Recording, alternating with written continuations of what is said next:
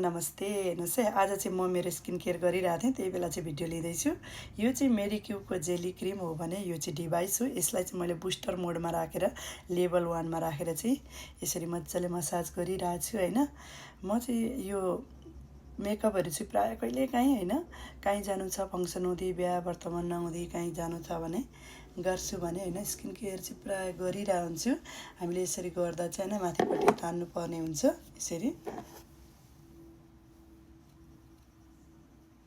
मलाई चाहिँ skin care चाहिँ गरिराख्न मनपर्छ कि, त्यही भएर प्रायः गरिरहेको हुन्छु।